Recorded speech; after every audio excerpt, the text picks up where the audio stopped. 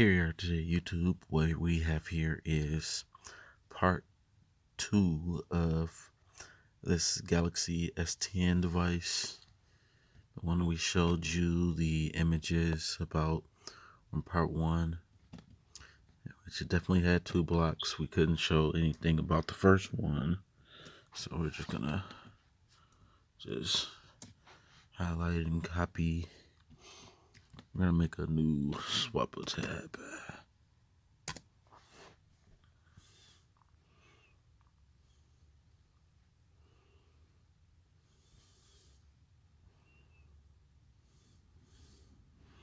Okay, now we're just gonna paste the same Imei.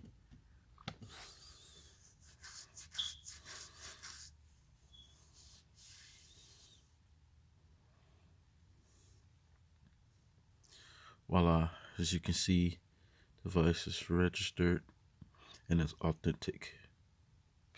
No more flags. Thank you for watching. Tune in and subscribe.